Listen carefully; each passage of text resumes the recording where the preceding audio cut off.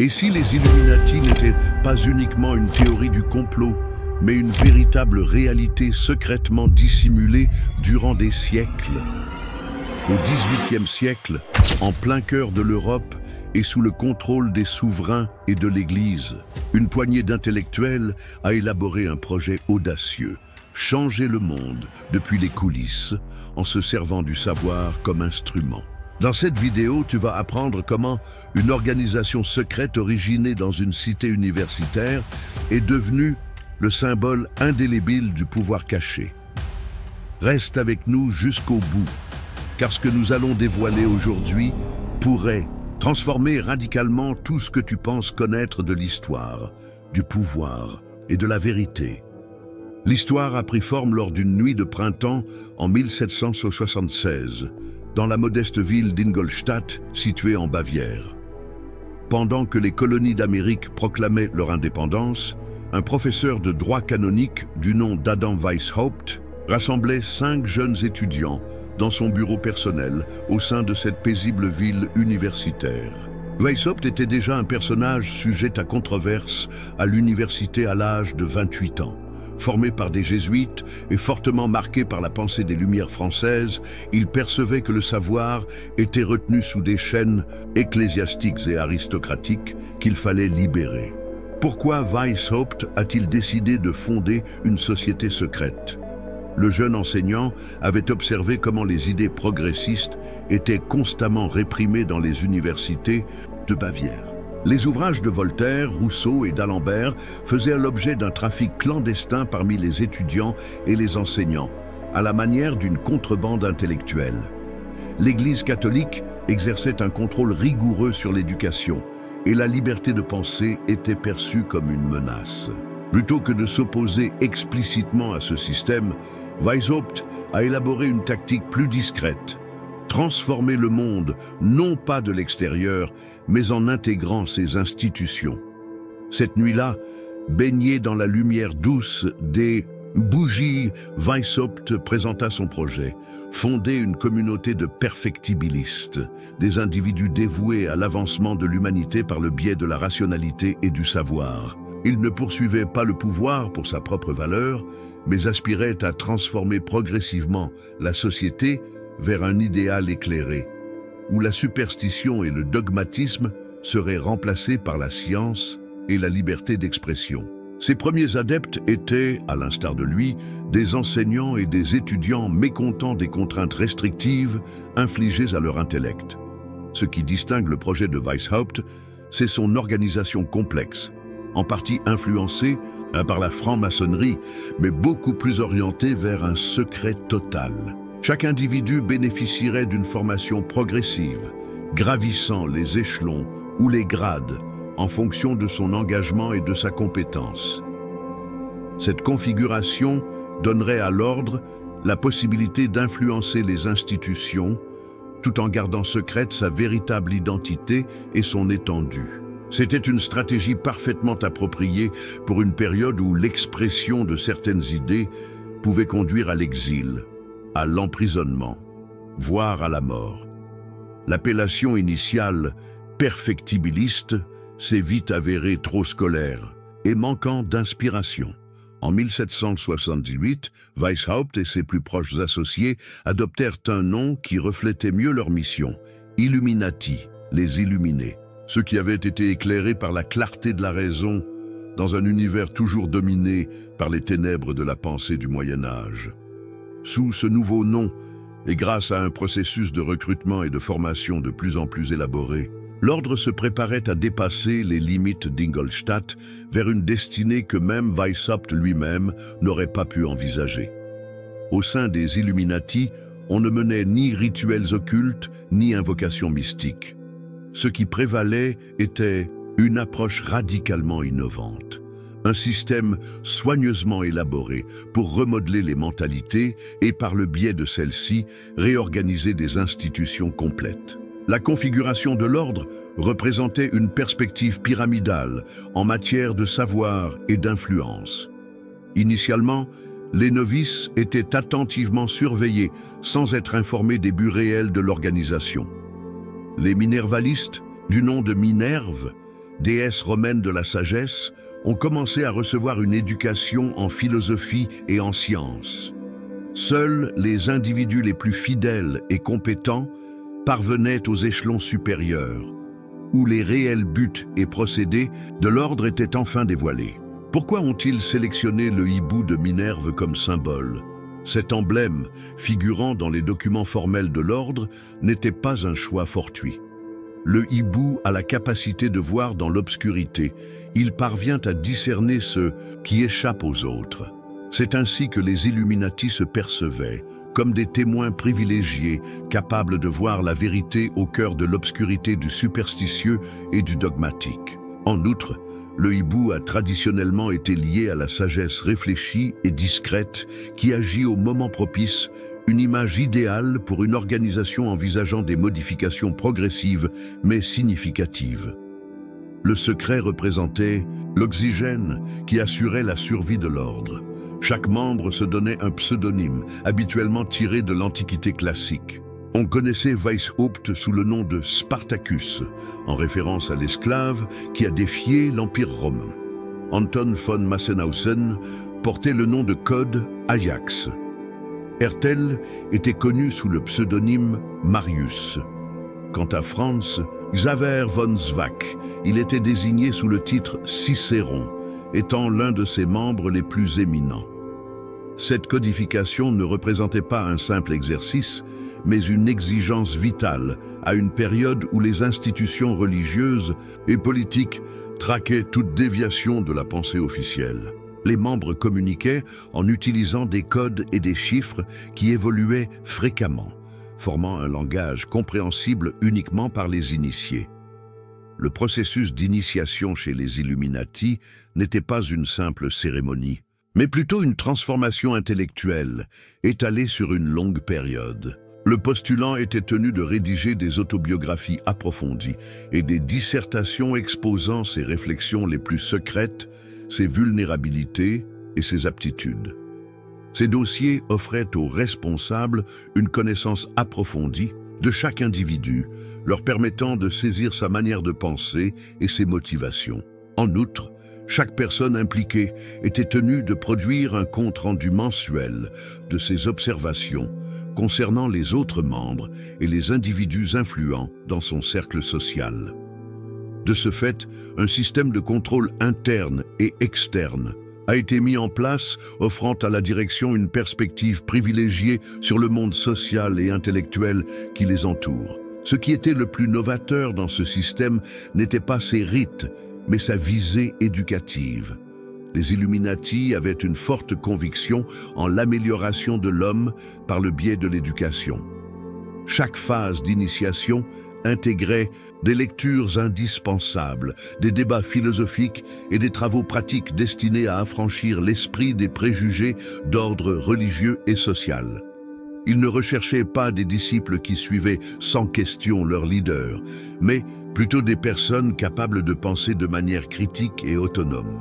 Cette méthode d'enseignement audacieuse pour son temps démontre que les Illuminati n'étaient pas seulement une organisation secrète, mais un véritable mouvement éducatif clandestin visant à façonner un nouveau genre d'individu, l'homme éclairé.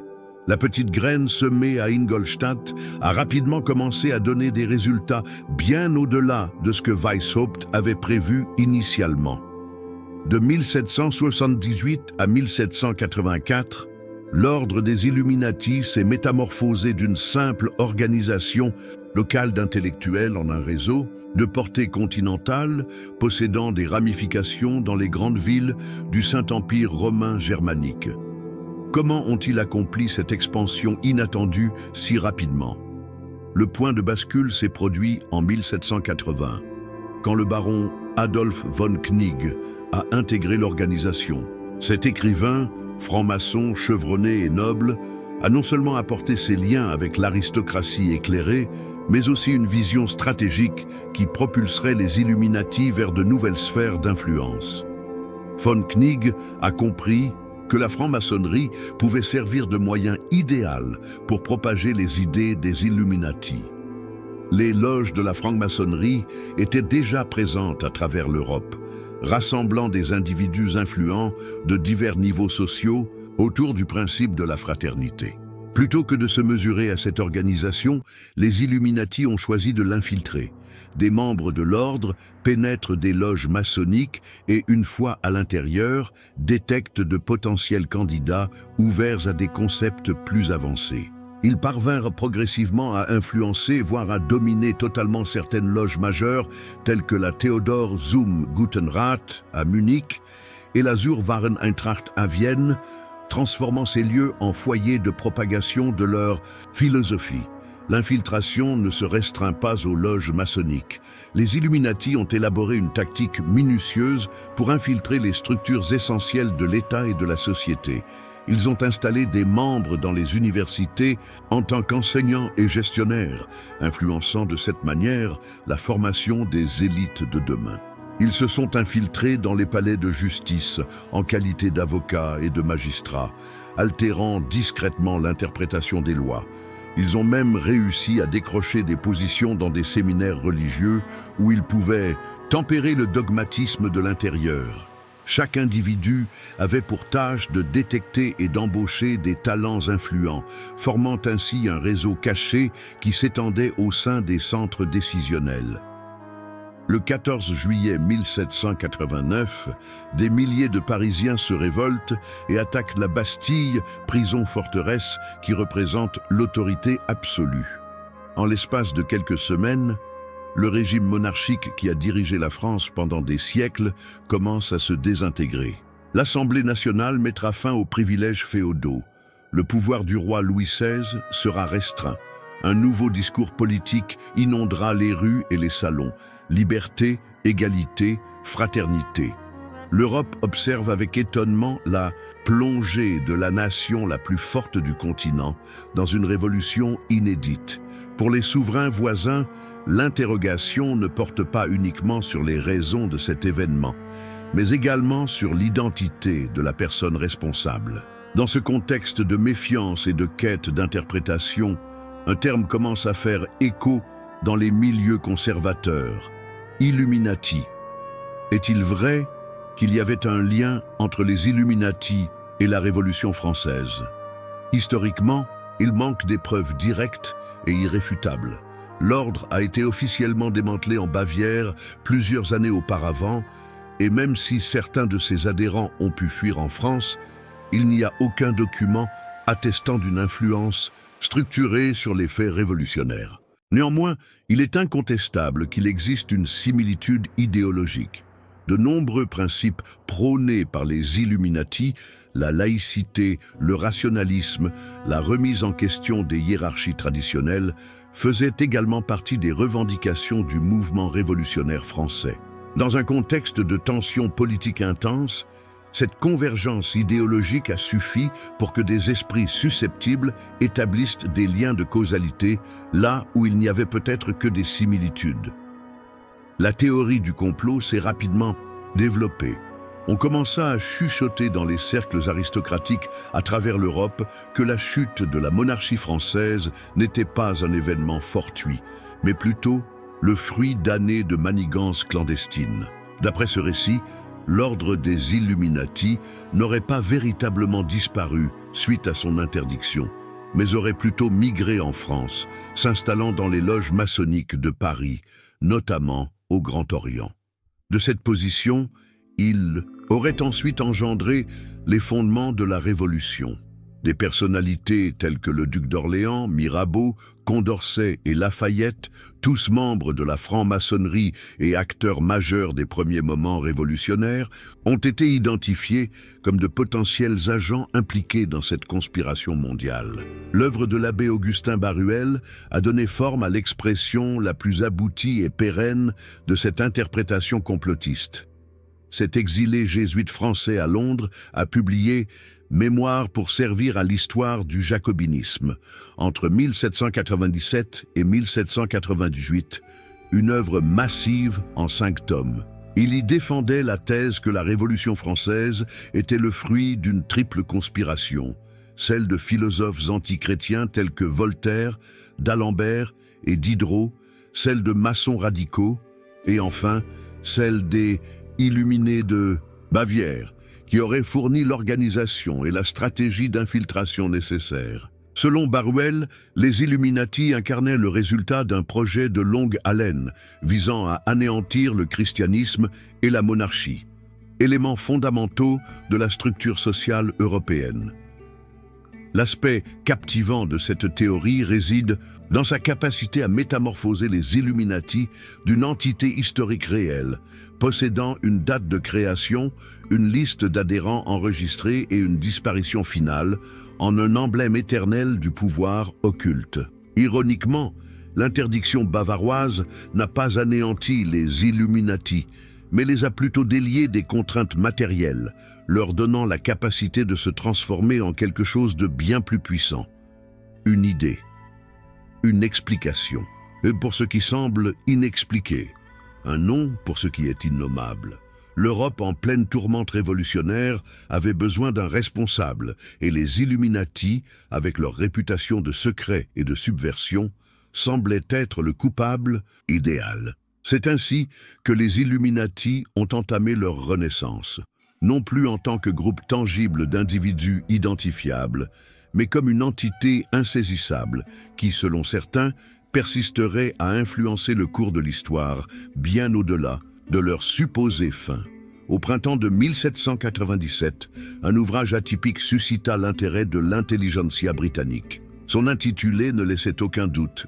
Proofs of a Conspiracy Against All the Religions and Governments of Europe, carried on in the secret meetings of Freemasons, Illuminati and Reading Societies. Preuve d'une conspiration contre toutes les religions et gouvernements de l'Europe menée dans les réunions secrètes des francs-maçons, Illuminati et sociétés de lecture. John Robison, l'auteur du livre, n'était pas un pamphlétaire extrémiste ou un dévot religieux, mais plutôt un professeur de philosophie naturelle à l'université d'Édimbourg, membre distingué de la Royal Society et une figure reconnue dans les domaines des mathématiques et de la physique. Le fait qu'un chercheur de cette envergure consacre 400 pages à l'étude d'une supposée conspiration mondiale a engendré un mélange de scepticisme et d'inquiétude au sein des milieux universitaires européens. Qu'est-ce qui a motivé un scientifique tel que Robison à explorer le territoire des théories complotistes? Au cours de ses périples à travers l'Europe, Robison a découvert la franc-maçonnerie et a pu comparer directement les loges britanniques axées sur la fraternité et l'altruisme, avec certaines loges du continent qu'il considérait comme davantage politisées et extrêmes. Par le biais de connexions maçonniques et d'une correspondance privée, il avait pu se procurer certains des papiers saisis aux Illuminati de Bavière, ainsi que des témoignages relatifs à la Révolution française.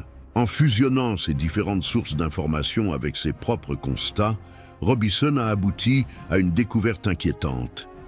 Il y avait une organisation internationale, issue des Illuminati, vouée à déstabiliser l'ordre politique et religieux de l'Europe en infiltrant des sociétés qui semblent innocentes.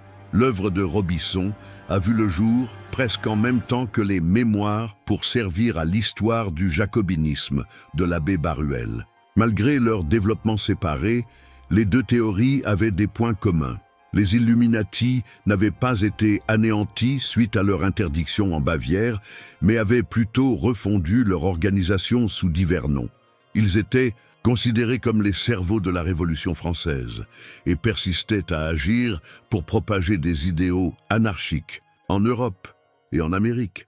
Pour de nombreux lecteurs, la concordance de deux auteurs si dissemblables, un Écossais protestant scientifique et un jésuite français en exil, exposant des théories presque identiques, renforçait l'authenticité de ces allégations. Si deux esprits aussi divergents ont abouti aux mêmes conclusions en prenant des voies distinctes, n'y aurait-il pas un fondement de vérité là-dedans? Ces théories ont eu un impact direct et important, particulièrement aux États-Unis. En 1798, le révérend Jedediah Morse, un pasteur éminent du Massachusetts, a donné une suite de sermons mettant en garde contre la pénétration des Illuminati au sein des loges maçonniques américaines. Ces propos ont touché l'homme lui-même, George Washington, qui, malgré ses doutes, a été forcé de répondre à ces allégations dans une correspondance adressée au révérend Snyder. Ce n'était pas mon intention de nier que les idéaux des Illuminati et du jacobinisme se répandent aux États-Unis. Au contraire, nul n'est plus content que moi de cela. Cette validation apparemment présidentielle, bien que tempérée, offre un soutien essentiel aux théories du complot dans le pays émergent. Ce qui est le plus étonnant de ce premier tour de théorie du complot, c'est la façon dont il a radicalement modifié la vision historique des Illuminati. La véritable organisation, une assemblée de professeurs, d'étudiants et de fonctionnaires bavarois animés par des objectifs réformistes, a été éclipsée par sa représentation mythique. Un réseau omniprésent et tout-puissant, capable de bouleverser des monarchies et de troubler des continents. Cette mutation était en adéquation avec les besoins psychologiques et politiques essentiels d'une Europe face à des transformations inégalées. Dans le contexte de bouleversements révolutionnaires et de changements sociaux rapides, l'idée d'une conspiration Illuminati proposait une solution que beaucoup aspiraient ardemment à obtenir, un raisonnement simplifié pour un monde devenant chaque jour plus complexe et incertain. Le mythe a entamé son périple temporel, se gavant de chaque nouvelle turbulence, de chaque nouvel bouleversement, de chaque nouveau point d'incertitude. Il a évolué sous diverses apparences tout en préservant sa quintessence, la notion d'une force invisible qui orchestre les événements historiques. Alors que le 19e siècle progressait, les Illuminati ont subi une étrange transformation historique. L'entité véritable, comprenant ses documents, ses membres et la date précise de sa disparition, a commencé à s'estomper de la mémoire et collective, pendant que sa représentation mythique grandissait et se modifiait à chaque nouvelle crise sociale ou politique.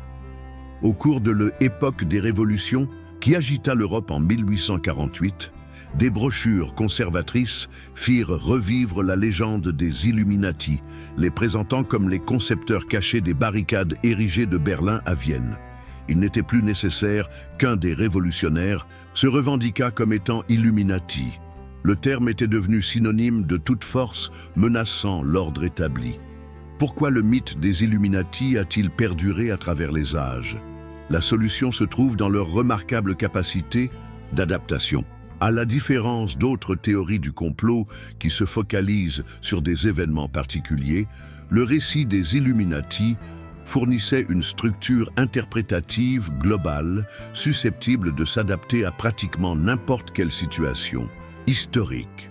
Durant l'ère industrielle, alors que les mouvements ouvriers et syndicaux bouleversaient l'équilibre social, un lien fut établi entre les Illuminati et l'avènement du socialisme et du communisme. Durant les périodes de conflits religieux, ils étaient dépeints comme des représentants du sécularisme et de l'anticléricalisme. Dans une ère de transformation scientifique rapide, ils étaient liés au rationalisme radical qui mettait en péril les vérités traditionnelles.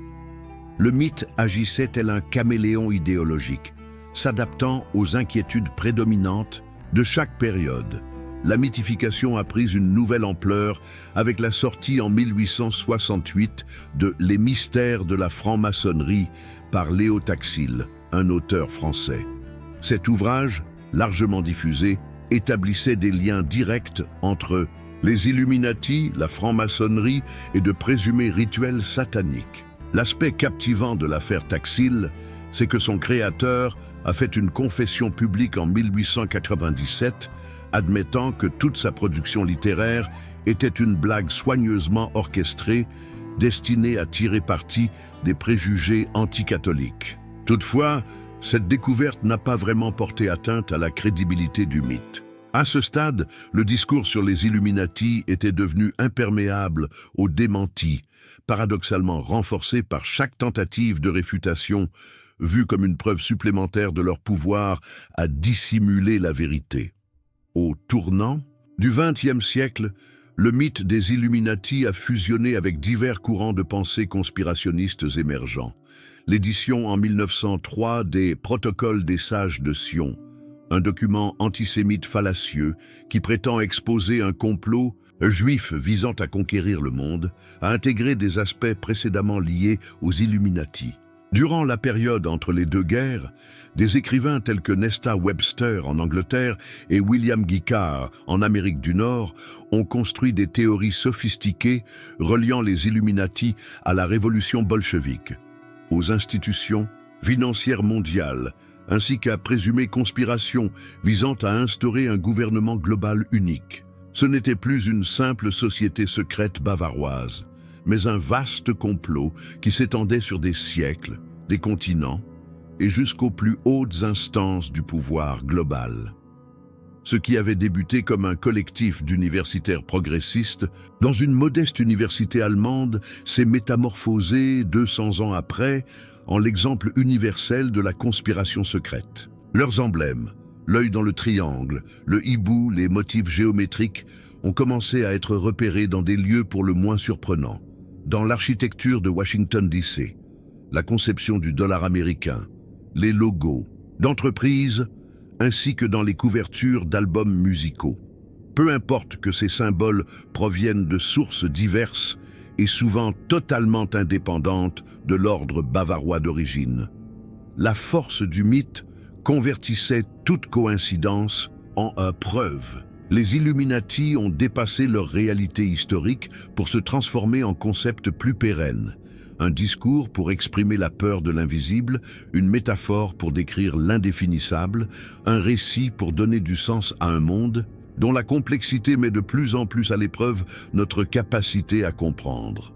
Au sein des universités, loin du tapage médiatique et des théories complotistes en ligne, un groupe restreint d'historiens a consacré plusieurs décennies à reconstituer l'authentique récit des Illuminati de Bavière. Sa recherche minutieuse dans les archives d'Allemagne, analysant des papiers originaux, des échanges privés et des dossiers de justice de l'époque, a conduit à la dissociation graduelle entre les faits historiques et les mythes qui se sont accumulés au fil du temps.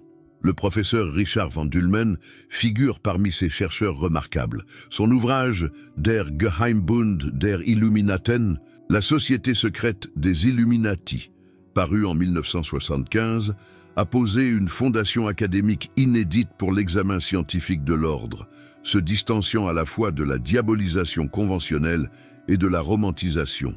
Que sait-on vraiment sur les véritables Illuminati, d'après les recherches historiques contemporaines? Les recherches universitaires actuelles attestent de la réalité historique tangible de l'ordre, un phénomène documenté qui a été actif entre 1776 et 1787.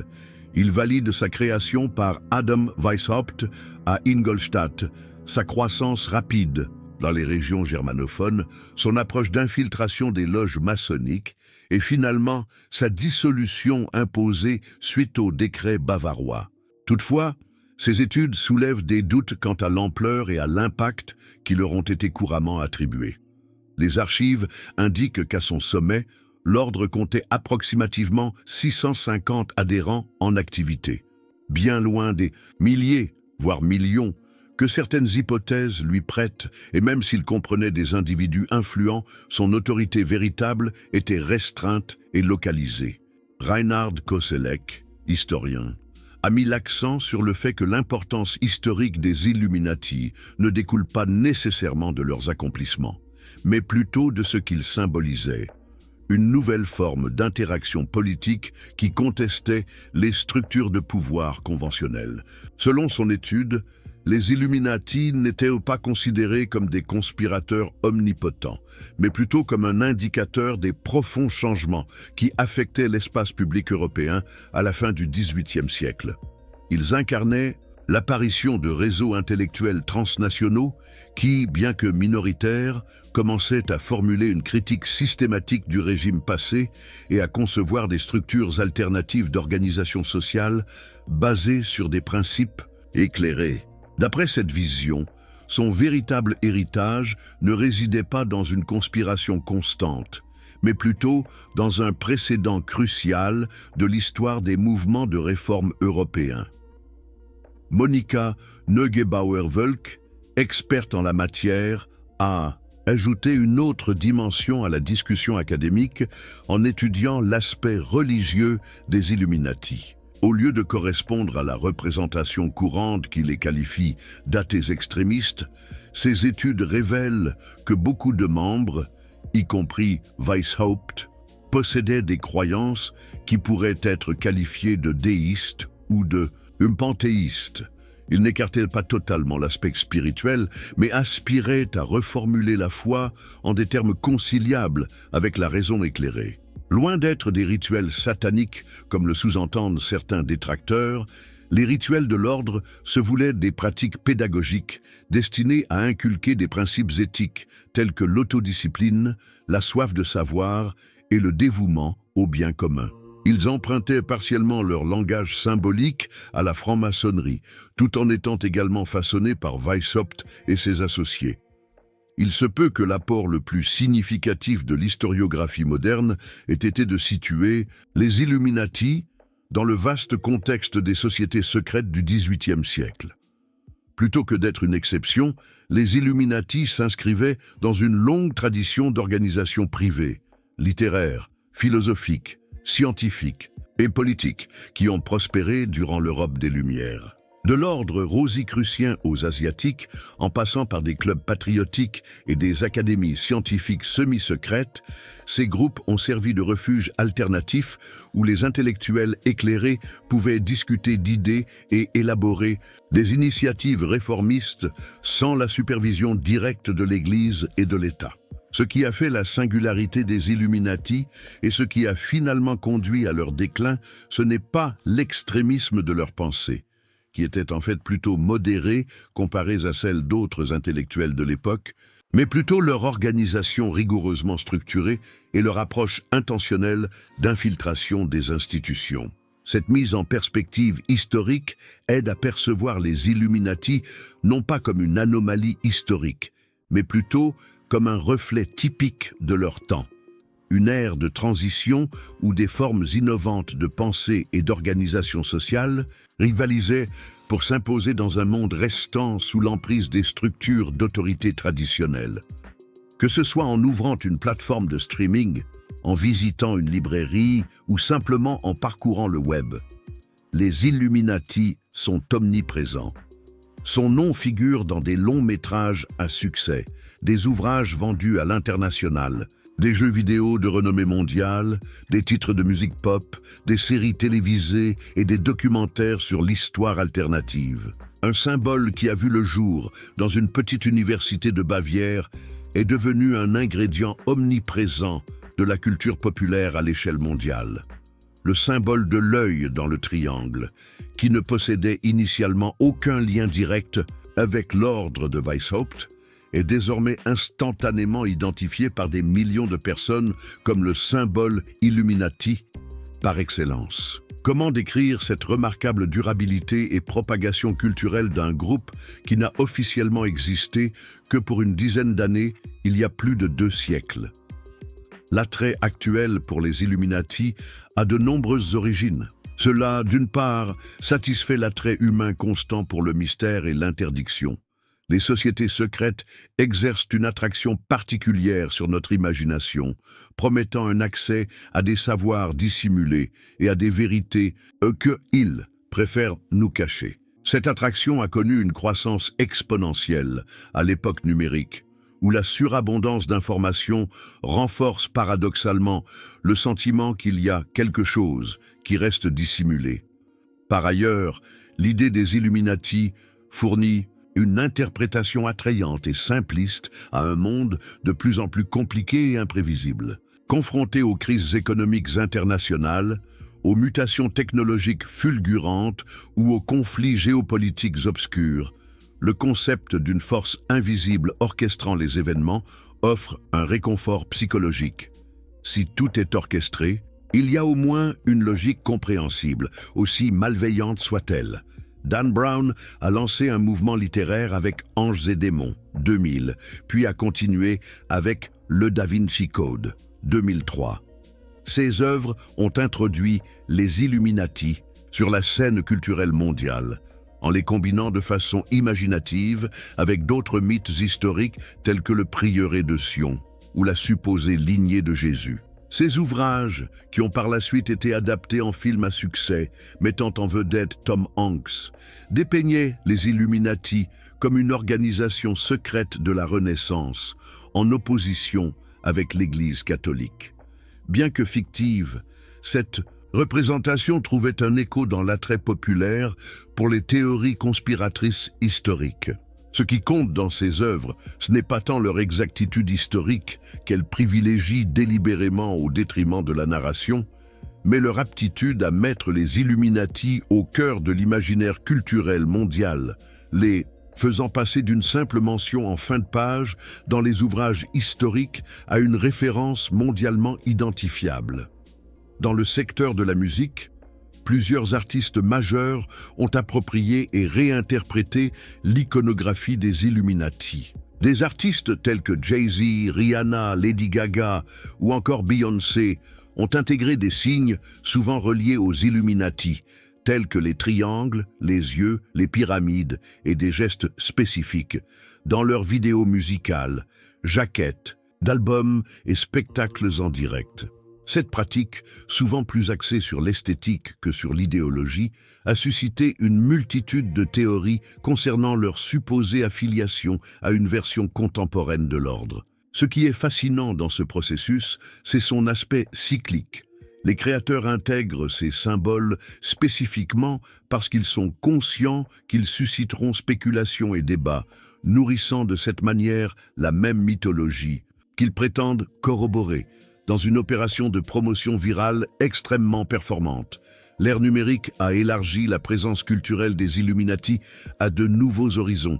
Des milliers de chaînes YouTube, blogs, podcasts et forums se consacrent entièrement à déchiffrer un prétendu message Illuminati dans presque tous les domaines de la culture actuelle, des logos d'entreprises au mouvement des politiciens lors de manifestations publiques.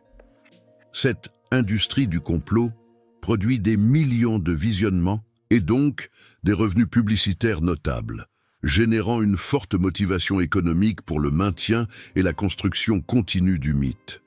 Ce qui a débuté comme une véritable théorie du complot s'est en partie mué en un modèle d'affaires digitalement profitable, où la ligne entre conviction authentique et divertissement orchestré devient de plus en plus indistincte. De cette façon, les Illuminati du XXIe siècle coexistent à la fois comme source d'effroi pour certains, sujet de recherche historique pour d'autres, outil narratif pour les créateurs de contenu et emblème universellement identifiable qui opère de la même manière qu'un mème culturel, une mesure de signification qui se reproduit, évolue et survit indépendamment de son lien avec l'historicité originelle. Sur les rives de la rivière Cam à Cambridge, depuis 1820 et tous les 16 juin, 12 étudiants triés sur le volet prêtent un serment solennel de préserver le secret le plus précieux de l'université. Les apôtres de Cambridge. À New Haven, Connecticut, les membres de Skull and Bones se rassemblent pour des rituels qui ont essentiellement conservé la même forme depuis 1832, sous le célèbre édifice néo-gothique surnommé La Tombe. Dans des lieux réservés à Londres, Paris ou New York, les loges maçonniques continuent leurs rituels, respectant des liturgies datant du XVIIIe siècle. Des sociétés discrètes, certaines secrètes et d'autres simplement privées, persistent à se rassembler en toute discrétion sur chaque continent et dans presque tous les pays. Bien que les Illuminati bavarois aient disparu depuis plus de 200 ans, l'idée même de la société secrète demeure très présente, suscitant une interrogation captivante. Qu'est-ce qui a distingué les Illuminati parmi un grand nombre d'organisations comparables? Pourquoi les Illuminati ont-ils pris le pas sur des organisations plus anciennes, pérennes et influentes, telles que la franc-maçonnerie dans l'imaginaire collectif? La comparaison est particulièrement révélatrice. Depuis le début du XVIIIe siècle, la franc-maçonnerie est en activité sans interruption. Elle compte des millions d'adhérents à l'échelle mondiale, dispose de temples facilement reconnaissables dans presque toutes les grandes métropoles et a compté parmi ses membres des personnalités aussi remarquables que George Washington, Winston Churchill ou Salvador Allende. En revanche, les Illuminati n'ont formellement existé que pendant une dizaine d'années, n'ont jamais compté plus de 700 membres et ont été réellement dissous il y a plus de 230 ans. Toutefois, c'est le terme Illuminati et non pas maçon qui est devenu l'appellation universelle pour désigner une conspiration mondiale. Le secret de ce paradoxe paraît se trouver précisément dans sa dissolution forcée. Alors que la franc-maçonnerie est manifeste et soumise à l'inspection publique, les Illuminati ont été officiellement dissous, laissant libre cours à l'imagination pour combler le vide laissé par leur disparition avec des conjectures sans fin. Une comparaison tout aussi éclairante peut être faite avec les Rosicruciens, une autre organisation empreinte d'ésotérisme qui a produit une mythologie riche. Les Rosicruciens, qui ont vu le jour au début du XVIIe siècle grâce à des manifestes anonymes diffusés en Europe, partageaient avec les Illuminati un souci de progrès intellectuel et de transformation sociale, même si leur mouvement se distinguait par une dimension mystique nettement plus marquée. Plusieurs organisations actuelles se réclament de cette tradition, telles que l'ordre Rosae Crucis, ancien et mystique, à Morques, ou la fraternité Rosae Crucis. Toutefois, malgré leur longue histoire et leur complexe cosmologie spirituelle, les Rosicruciens n'ont pas engendré le même degré d'attrait conspirationniste que les Illuminati. Il semble que la distinction majeure soit que les Illuminati avaient une orientation politique claire, alors que les Rosicruciens se focalisent surtout sur l'épanouissement spirituel personnel.